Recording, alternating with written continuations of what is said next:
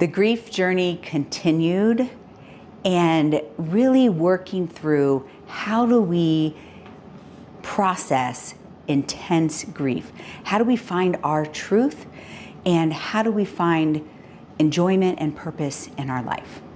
I'm Christy Bundu-Kumara, psychiatric nurse practitioner with over 20 years of clinical experience, but I have lost 3 children and over the course of 17 years. And my heart is broken, but I'm also committed to turning my pain into purpose.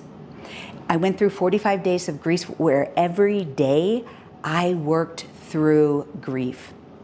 And it has come to my attention that there are 5 selves that we need to be really making sure that we are working through as we process intense grief. Self-care, these are the 5 selves. Self-care, self-regulation, finding your spiritual self, self-improvement, and self-movement. And today I'm going to talk specifically about self-care, okay? And let's start with the basics. Food, water, sunlight, sleep, safety, connection.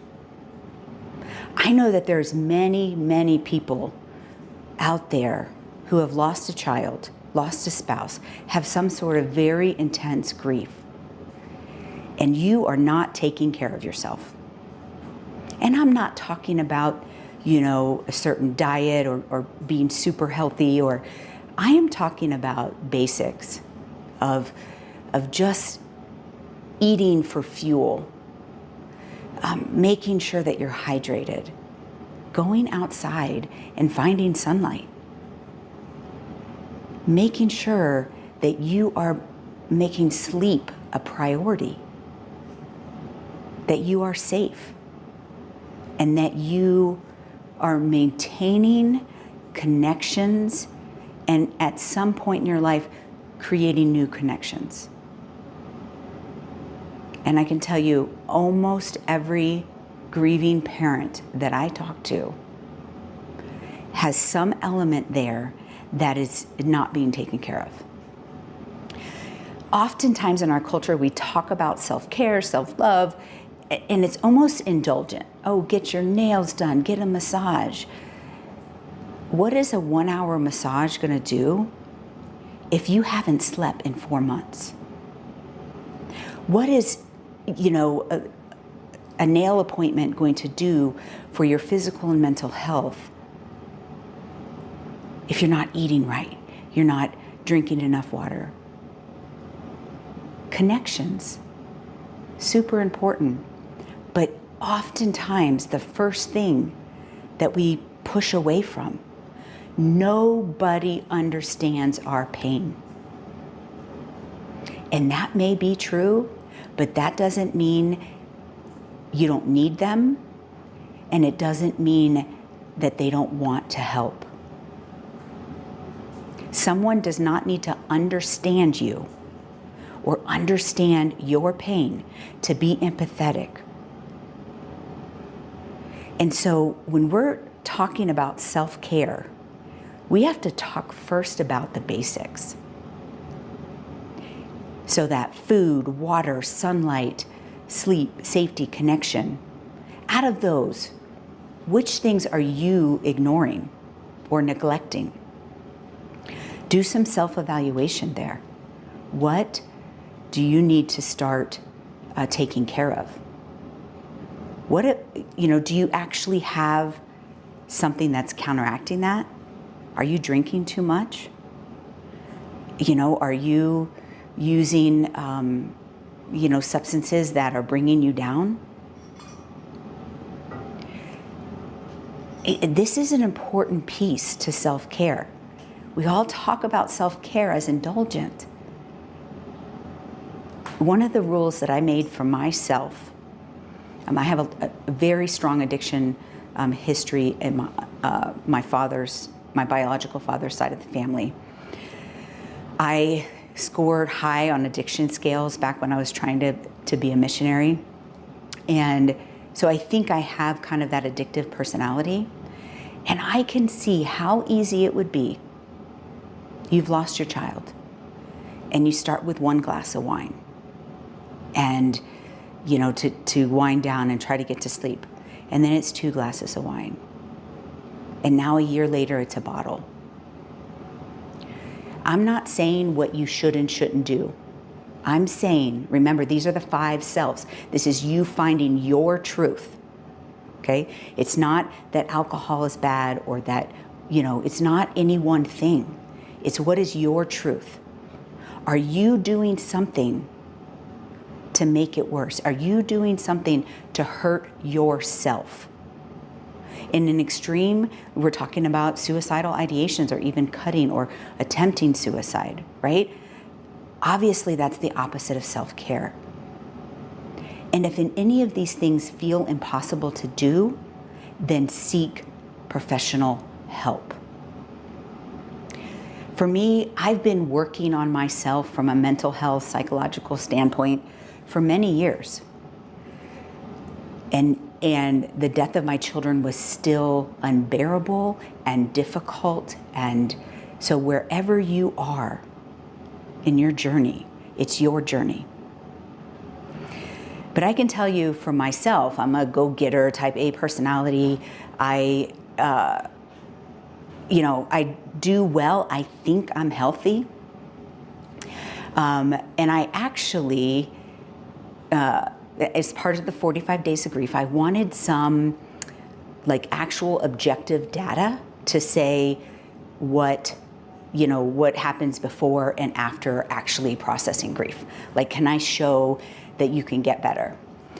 And I've had been experiencing some cognitive problems since my son's death in 2016. I believe I've always had ADD, but I haven't really treated it most of my life. And my test scores were showing definitely difficulty in inattention. And so after my son's death, sporadically I would treat my ADD cognitive symptoms with medication for that. After my daughter's death, the cognitive symptoms became worse. I also had a vaccine reaction around the same time as that, but cognitively I was just really having trouble pulling it together. And my memory was impaired and my attention to detail was very impaired. And so I went to the Amen clinics, which is they don't take insurance, and so you have to pay for an evaluation. But I did a brain scan, a SPECT scan, to look at my brain. And I knew there was going to be, maybe like a mild trauma response, and maybe there would be something specific to grief. And when I had my follow-up appointment, she said to me, "There is something medically wrong with you." Medically wrong with me. I'm like, I don't have it, and there's nothing medically wrong with me. She said, "Yes, there is. We don't know what it is. We can run some more tests, but there's definitely something medically wrong with you." So kind of a shock, right? And at that point, I have a decision to make. I don't really have any major symptoms. And do I just say, oh, it's nothing, it's just a little bit of inflammation, or do I self-care? Do I try to figure it out? And so as I was trying to figure it out, it came to me that I now know was 12 years ago, I was told that I had nodules on my thyroid and that it needed to be biopsied, and that because it could potentially be cancer. And I never went back. I was like, it's not cancer. It's not cancer. So I've gone through this whole process, and if you want to watch the grief documentary, we're going to try to have it out in a couple months. I had a partial thyroidectomy. I do not have cancer. Okay, great. I don't have cancer, but I took care of that. I have a friend who lost her husband 12 years ago, and she's high risk for colon cancer, and she's supposed to be doing a colonoscopy yearly from the time that she was 40. So she is now officially 12 years behind and had never gotten that colonoscopy. right? That's what I'm talking about with self-care. Are you following through? Are you following up on those things? After the no cancer, yay, great day, a couple days later, I got some of those lab reports back, and there's still something pretty significantly medically going on with me. So I have to make a choice. Just like you have to make a choice of how are you going to take care of yourself. And self-care is that basic stuff first. Then we can get into the indulgence, right? But first, we have to make sure that we are eating, drinking enough water, sleeping. Sleep is so hard after trauma and after intense grief. I know that my daughter died in the middle of the night when I was sound asleep. So I often wake up in a panic. And I am currently taking something specific for kind of PTSD sleep. Maybe one day I'll be able to get off of that, right? But it's okay to find that balance. What is your self-care?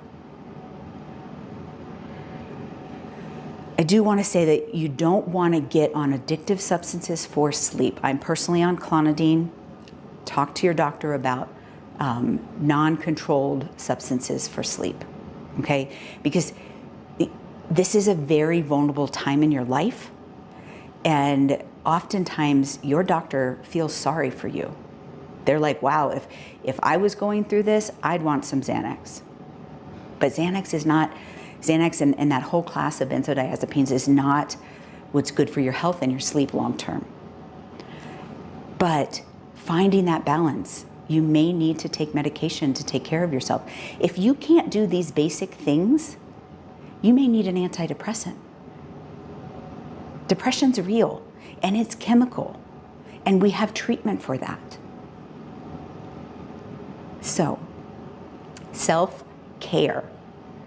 The 5 selves, but the first is self-care.